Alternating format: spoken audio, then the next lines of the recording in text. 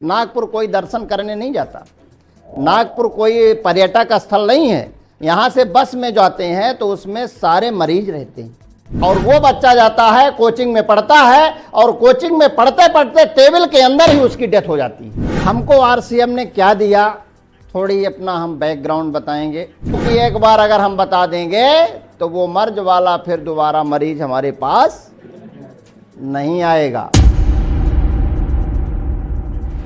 नमस्कार, नाम डॉक्टर के गौतम। आवाज आ रही है? सामुदायिक स्वास्थ्य केंद्र सिमरिया, जिला रीवा में लगभग 16 वर्षों से शासकीय सेवा करते हुए जिस मिशन में आज हम लोग यहाँ बैठे हुए हैं सीखने के लिए, ये राष्ट्रीय स्तर का बहुत बड़ा मिशन है जो लोगों को बीमारियों से और बेरोजगारी से और नए भारत के निर्माण के लिए सपना को लेके चल रहा है। ऐसे मिशन में हम लोग शरीक हुए हैं और लगभग 5.5 साल हुआ इस मिशन में जुड़े हुए, और गवर्नमेंट के द्वारा जो सैलरी 16 साल में हमको मिल रही है आज, वो आरसीएम 5.5 साल में देने लगे। 35,000 से ज़्यादा लोगों की टीम है, लगभग 35 लाख से ज़्यादा इस सिस्टम के माध्यम से हमारे परिवार में आ चुका है। मायने नहीं रखता कि हमको क्या मिलता है,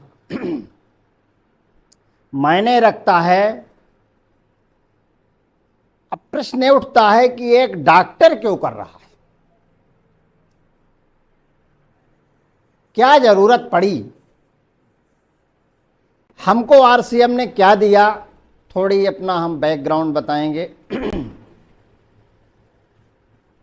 पहले हमको लोग सिमरिया एरिया के जानते थे, रीवा में हमारी क्लिनिक है, वहाँ के कुछ लोग जानते थे।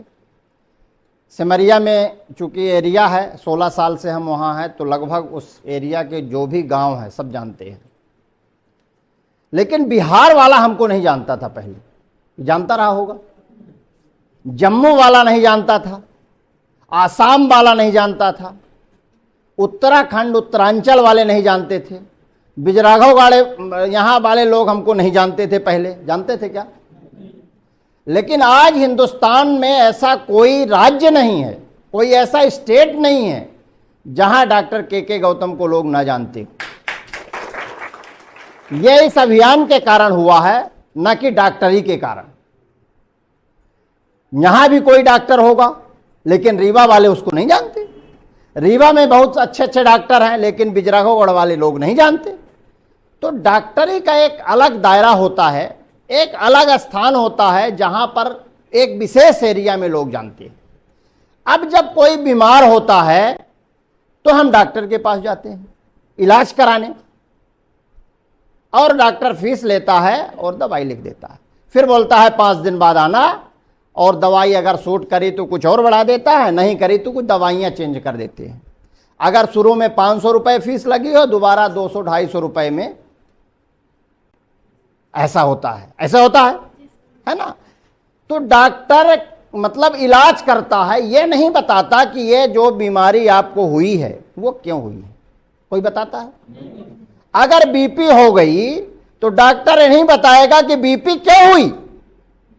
अगर शुगर किसी को है तो कोई डॉक्टर ये बताने को तैयार नहीं है कि शुगर हुई क्यों, थायराइड हुई क्यों, कैंसर क्यों हुआ, पेट की बीमारी क्यों हो रही है, पाइल्स, बवासीर, भगंदर क्यों हो रहा है, महिलाओं में समस्याएं क्यों आ रही हैं, ये कोई बताने को तैयार नहीं है।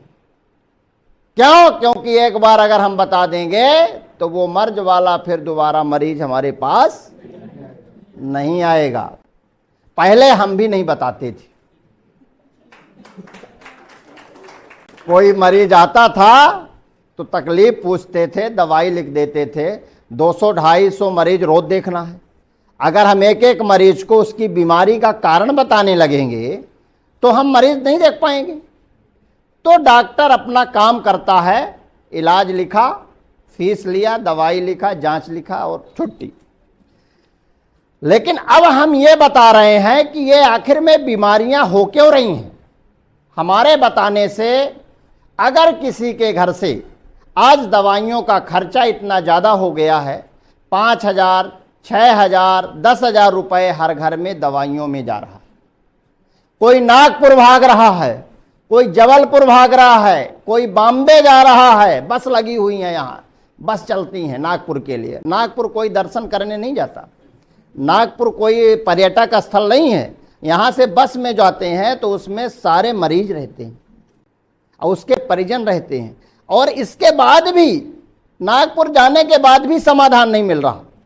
डॉक्टर कहते हैं थायराइड हो गई तो आपकी ये 25 mg की गोली जिंदगी भर चलेगी, जब तक आप जियोगे तब तक चलेगी। अगर शुगर हो गया तो मेटफॉर्मिन की गोली आपको खाना ही पड़ेगा। फिर मेटफॉर्मिन कुछ दिन बाद काम नहीं करेगी, फिर ग्लिमेप्राइड के साथ लेना पड़ेगा।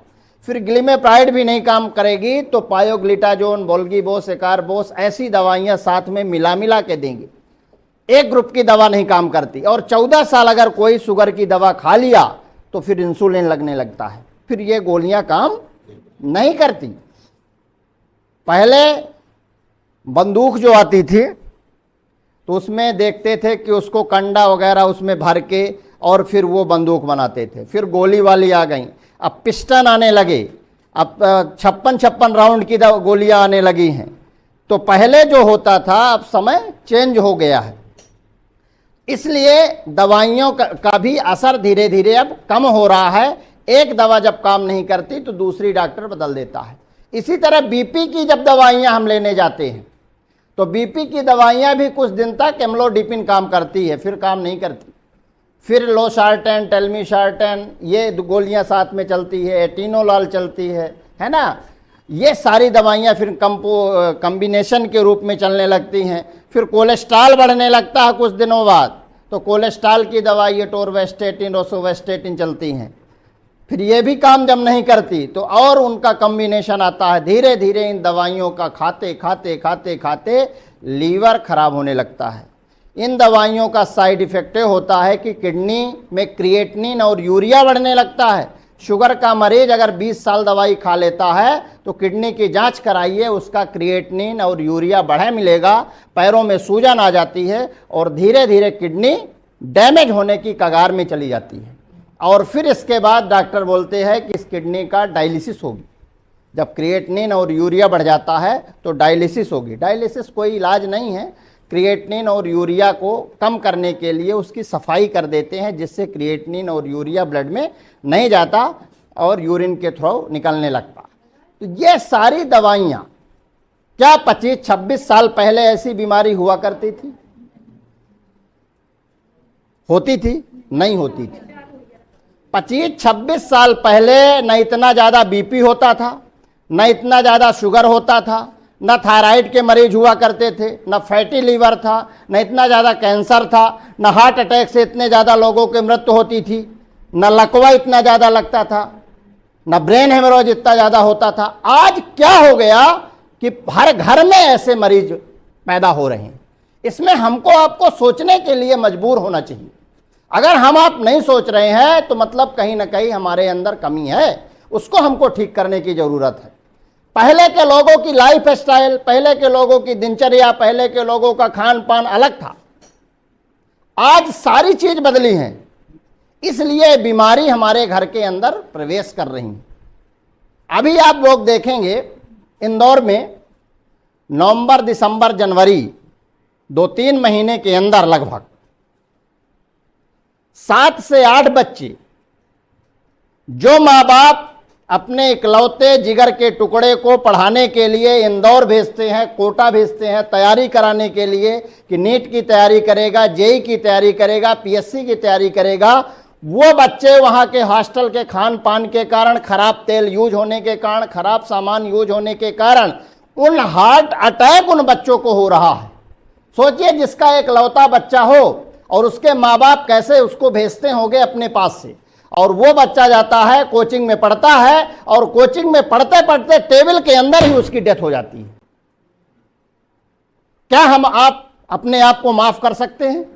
किसी के घर का बच्चा हो, किसी के घर का चिराग हो, अगर वो बच्चा गया इस दुनिया से तो हम अपने आप को माफ करने योग्य नहीं मानते। और ये रोज घटनाएं हो रही हैं, ये कपोल कल्पित नहीं है, रियल घटना है। आप लोग देखते हैं, सुनते हैं टीवी न्यूज में, लेकिन हमको आपको पीड़ा इसलिए नहीं होती क्योंकि लगता है कि हमारे घर का बच्चा नहीं है। हमको इसलिए पीड़ा होती है, लगता है कि हमारे घर का बच्चा है। और इसलिए हम रीवा से यहाँ चल के आते हैं और बताते हैं कि अगर एक भी बच्चे की हम लोगों ने जिंदगी बचा ली हार्ट अटैक से, तो मान लीजिए कि हमारा जो मानव का शरीर मिला हो सार्थक हो गया। अपने लिए तो दुनिया काम करती है, अपने लिए तो दुनिया काम करती है, दूसरों के लिए काम करने की जरूरत है, दूसरे के लिए जीने की जरूरत है। हम ये नहीं कहते कि आप आरसीएम करिए, हम ये नहीं कह रहे हैं कि आप आरसीएम करिए, लेकिन अगर आरसीएम के माध्यम से किसी बच्चे की जिंदगी बच रही है, कोई बच्चा असमय में मरने से बच रहा है, तो जरूरी है कि आरसीएम करिए। केवल समाधान क्यों है, इसकी भी बात अभी हम करेंगे। आज 24 साल 25 साल से लेकर 45 साल के लोगों को हार्ट अटैक हो रहा है। हर 33 सेकंड में एक आदमी हार्ट अटैक से मर रहा है। पहले हार्ट अटैक 60 साल से ऊपर वाले लोगों को हुआ करता था, अब बच्चों को हार्ट अटैक हो रहा है, युवाओं को हार्ट अटैक हो रहा है। सोचिए, जिसका कभी बीपी नहीं बढ़ा, जिसका कभी कोलेस्ट्रॉल नहीं बढ़ा, जो व्यक्ति दुबला पतला है, फैट भी नहीं है, उसको हार्ट अटैक हो रहा है, उसको हार्ट अटैक हो रहा है। तो आखिर में ऐसे लोगों को हार्ट अटैक क्यों हो रहा है? हम कारण पे जाएं कि लोग अपने वालों से कुछ बता नहीं पाते। पता चलता है कि शाम के वो खाना खा के बेड में गया, सुबह बेड में ही रह गया, उठ नहीं पाया। अभी हमारे रीवा शहर में 35 साल का पार्षद संजय सिंह दोपहर में सो के उठा, अपनी बिटिया को बोला कि चाय बनवा के लाइए मम्मी से। वो बेचारी चाय बनवाने गई और चाय लेके जैसे आई वैसे वो लुढ़के पड़ी थी।